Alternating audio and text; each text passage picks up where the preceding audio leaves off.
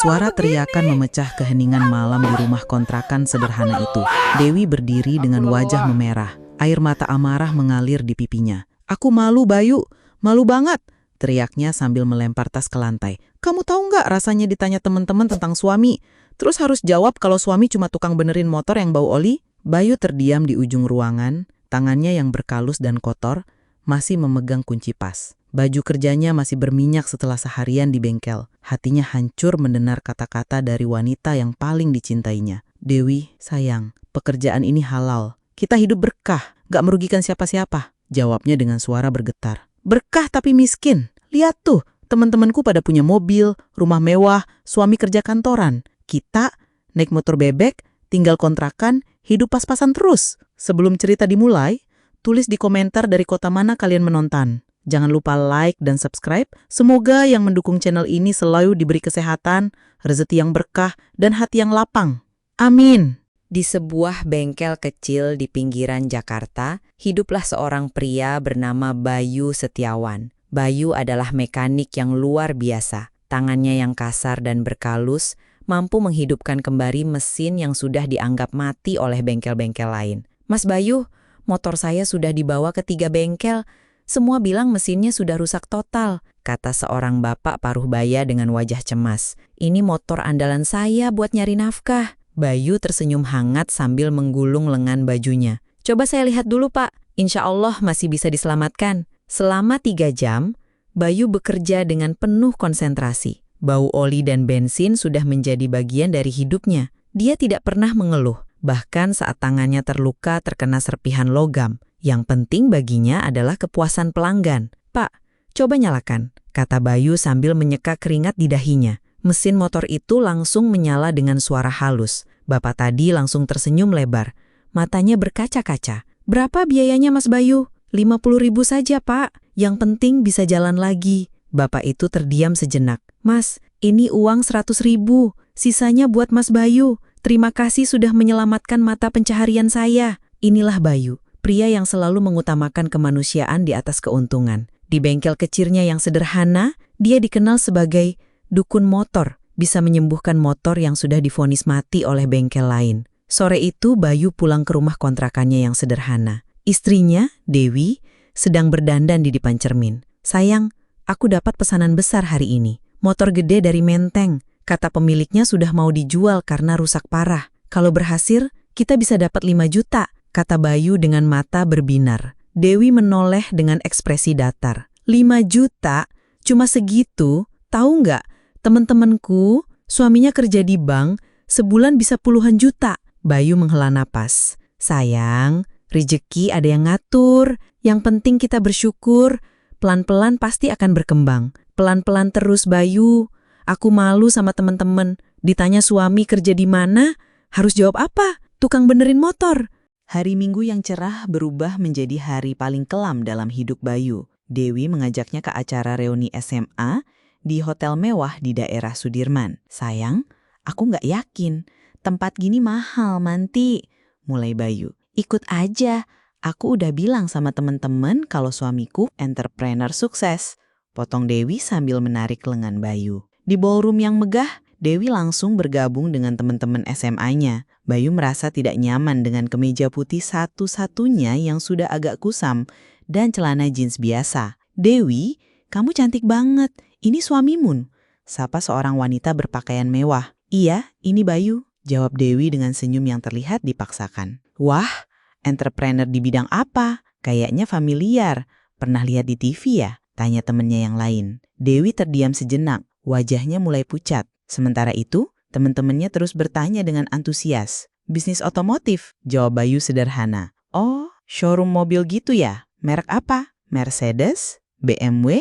kejar teman Dewi. Keheningan yang canggung mulai terasa. Dewi menunduk, tidak berani menjawab. "Sebenarnya, saya mekanik, punya bengkel kecil," kata Bayu jujur. Suasana langsung berubah. Teman-teman Dewi saling bertukar pandang dengan ekspresi yang sulit disembunyikan. "Oh, bengkel motor gitu ya?" kata salah satu dari mereka dengan nada yang berubah dingin. "Dewi, kok kamu nggak cerita sih? Kita pikir suamimu pengusaha beneran," bisik temannya yang lain, cukup keras untuk didengar Bayu. Wajah Dewi memerah padam. Aku ke toilet dulu, gumamnya sambil meninggalkan Bayu sendirian. Di toilet, teman-temannya langsung mengerubungi Dewi. Dewi, kok kamu nikah sama tukang benerin motor sih? Kamu kan pinter, cantik lagi. Masa depanmu gimana? Mau sampai kapan hidup pas-pasan? Masih muda gini, masih bisa cari yang lebih baik lagi. Kata-kata itu seperti racun yang perlahan meracuni pikiran Dewi. Saat gembari ke meja, dia sudah berubah total. Bayu, kita pulang, katanya dingin. Perjalanan pulang terasa seperti neraka. Dewi diam sepanjang jalan, wajahnya menunjukkan kekecewaan yang mendalam. Sayang, maaf ya, tadi aku... Jangan bicara dulu Bayu, aku lagi pusing. Potong Dewi tajam. Sampai di rumah, pertengkaran besar pun tidak bisa dihindari. Aku malu Bayu, malu banget. Kamu tahu nggak rasanya ditanya sama teman-teman tentang suami, terus harus jawab kalau suami cuma tukang benerin motor? Teriak Dewi. Dewi, kenapa kamu malu sama pekerjaan halal? Rezeki kita berkah, nggak merugikan siapa-siapa. Jawab Bayu dengan sabar. Berkah tapi miskin. Lihat tuh, teman-teman pada punya mobil, rumah mewah, liburan ke luar negeri. Kita naik motor bebek, tinggal kontrakan, makan warteg. Sayang, semua butuh proses. Aku yakin suatu saat nanti, suatu saat kapan?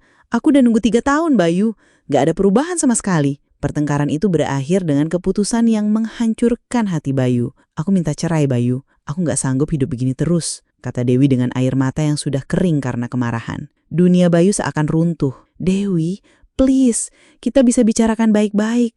Aku janji akan berusaha lebih keras lagi. Gak usah janji-janji lagi. Aku udah muak. Besok aku ke pengadilan. Dan benar saja, sebulan kemudian, Dewi secara resmi bercerai dari Bayu. Yang lebih menyakitkan lagi, berita perceraian itu menyebar di kampung mereka. Katanya sih, Dewi minta cerai karena malu sama suaminya yang cuma tukang servis motor. Bisik tetangga satu dengan yang lain. Kasian si Bayu, orangnya baik banget.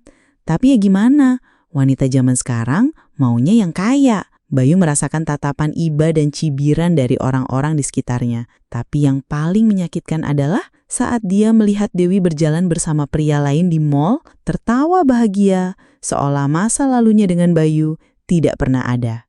Malam-malam, di bengkel kecilnya, Bayu sering terdiam sambil menatap foto pernikahannya yang masih terpasang di dinding. Air mata kadang mengalir, tapi dia selalu menyekanya dengan punggung tangan yang berbau oli. Ya Allah, kalau ini jalan terbaik untuk kami berdua, aku ikhlas, tapi berilah aku kekuatan untuk bangkit. Doanya dalam keheningan. Bukannya terpuruk, Bayu malah semakin giat bekerja. Dia mulai belajar hal-hal baru, manajemen bisnis, lewat YouTube, akuntansi sederhana, bahkan bahasa Inggris untuk berkomunikasi dengan supplier spare part impor. Mas Bayu, bengkel sebelah nawarin beli bengkel ini dengan harga tinggi loh, kata tetangganya suatu hari. Enggak om, ini bengkel warisan almarhum bapak, justru aku mau kembangkan lebih besar, jawab Bayu nantap. Keputusannya ternyata tepat. Keahliannya dalam memperbaiki motor mulai dikenal luas. Bahkan pengendara motor dari Jakarta Pusat rela datang jauh-jauh hanya untuk servis di bengkelnya. Mas Bayu, motor saya yang Harley Davidson bermasalah, udah ke bengkel resmi, katanya harus ganti mesin. Biayanya 80 juta, kata seorang pengusaha muda. Coba saya lihat dulu pak, mungkin masih bisa diperbaiki tanpa ganti mesin, jawab Bayu sambil memakai sarung tangannya. Setelah diperiksa teliti, ternyata hanya masalah di sistem injeksi yang bisa diperbaiki dengan biaya 5 juta saja. Mas Bayu, ini uang 20 juta, sisanya buat Mas Bayu. Terima kasih sudah menyelamatkan motor kesayangan saya, kata pengusaha itu dengan mata berkaca-kaca. Nggak perlu segitu pak, 5 juta udah cukup. Enggak mas, Mas Bayu sudah menyelamatkan 75 juta uang saya. Ini bentuk terima kasih saya. Dari sinilah rezeki Bayu mulai berkah. Pelanggan-pelanggan kaya mulai merekomendasikan bengkelnya ke teman-teman mereka. Tapi Bayu tetap tidak sombong. Dia tetap melayani tukang ojek yang cuma sanggup bayar 20.000 dengan sepenuh hati. Bayu, kamu berubah banget ya. Sekarang udah punya mobil, tapi masih mau kotor-kotoran di bengkel, kata temannya. Ini passion aku bro. Uang emang penting. Tapi kepuasan batin pas bisa nolong orang itu nggak ada harganya, jawab Bayu sambil terus fokus pada pekerjaannya. Pelan tapi pasti, Bayu mulai membuka cabang kedua, lalu ketiga. Dia merekrut mekanik-mekanik muda dan melatih mereka dengan sabar, seperti yang dulu dilakukan ayahnya padanya. 3 tahun berlalu, Dewi kini hidup dengan suami barunya, seorang karyawan bank yang bergaji lumayan. Hidupnya memang lebih berkecukupan dibanding dulu. Tapi entah mengapa, dia sering merasa kosong. Sayang, motor aku bermasalah nih, suaranya aneh banget, kata Dewi pada suaminya. Bawa ke bengkel aja, yang terdekat di mana? Ada tuh, Bayu Otomotif, katanya bengkel terbaik di daerah sini. Nama itu familiar, tapi Dewi menggeleng. Gak mungkin, mana mungkin dia sampai sebesar itu.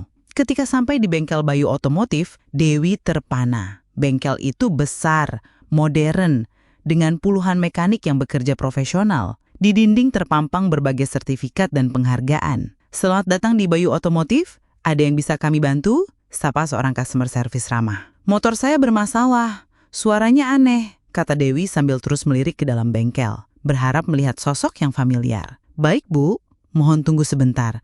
Teknisi terbaik kami sedang menangani kasus serupa. Beberapa menit kemudian, keluarlah sosok yang membuat jantung Dewi berhenti berdetak. Bayu, mantan suaminya, tapi dengan penampilan yang sangat berbeda. Kemejanya rapi, tidak ada lagi bau oli menyengat. Wajahnya terlihat lebih berisi dan berwibawa. Permisi Bu, saya Bayu, owner bengkel ini. Motor Ibu kenapa ya? Kata Bayu dengan senyum profesional, seolah tidak mengenali Dewi. Dewi tergagap.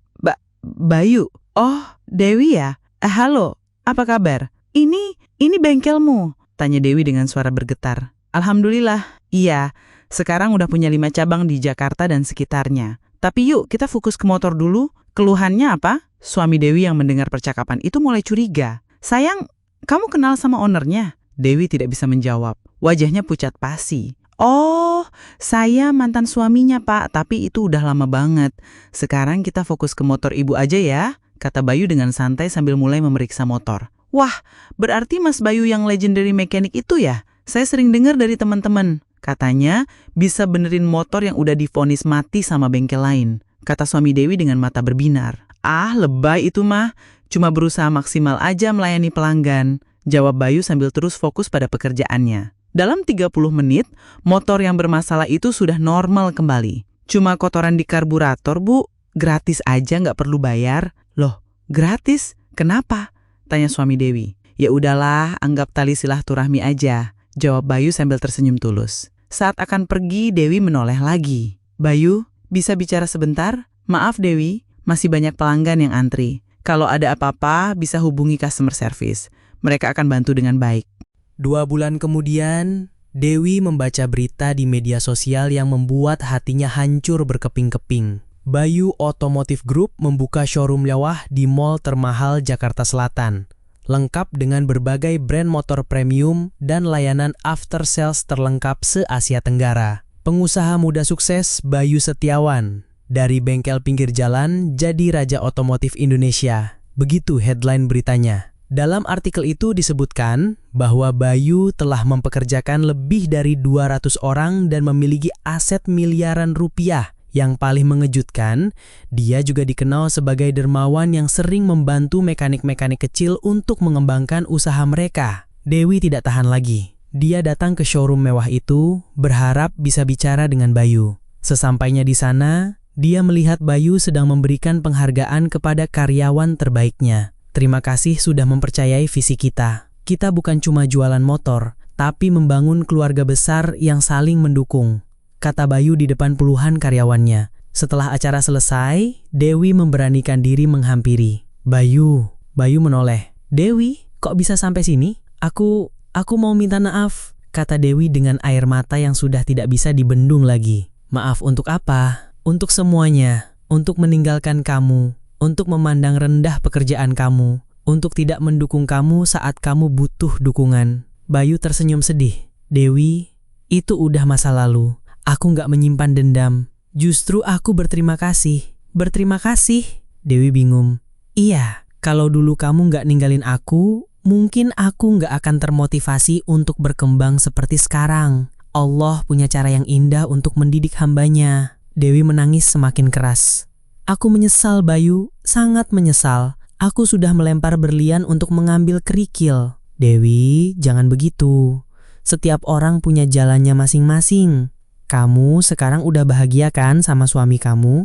Itu yang penting. Tapi aku... Dewi, potong Bayu lembut. Hidup itu bukan soal menyesal dengan masa lalu, tapi belajar untuk masa depan. Aku doain kamu dan suami kamu selalu bahagia Dan kalau ada masalah dengan motor lagi, jangan sungkan datang ke sini ya. Dewi terdiam, merasakan kebesaran hati pria yang dulu dia sia-siakan. Kamu nggak marah sama aku. Marah buat apa? Hidup ini singkat, Dewi. Lebih baik kita fokus untuk berbuat baik sama sesama. Lagi pula kalau aku terus menyimpan amarah, yang rugi siapa? Aku sendiri kan? Bayu, aku pengen balikan sama kamu. Bisik Dewi pelan. Bayu mengeleng dengan senyum bijak. Dewi, kita udah punya jalan hidup masing-masing sekarang. Kamu udah menikah, punya rumah tangga baru. Jangan rusak itu karena penyesalan masa lalu. Tapi Dewi, hidup itu bukan soal menyesal dengan masa lalu, tapi belajar untuk masa depan. Aku doain kamu dan suami kamu selalu bahagia. Dan kalau ada masalah dengan motor lagi, jangan sungkan datang ke sini ya. Dewi terdiam, merasakan kebesaran hati pria yang dulu dia sia-siakan. Ternyata menyesal sudah tidak ada artinya. Pria itu sudah menemukan hidup barunya yang jauh lebih bahagia dan berkecukupan. Sementara itu, Bayu melanjutkan aktivitasnya dengan hati yang damai. Dia telah membuktikan bahwa kebaikan dan kerja keras tidak akan pernah sia-sia. Dan yang terpenting, dia telah memaafkan dengan tulus, karena itulah jalan menuju kebahagiaan sejati. Ya Allah, terima kasih atas semua ujian dan nikmat yang Engkau berikan. Semoga aku selalu bisa menjadi hamba yang bermanfaat untuk sesama. Doanya dalam hati sambil menatap langit sore yang jingga, penuh rasa syukur dan kedamaian. Begitulah kisah Bayu.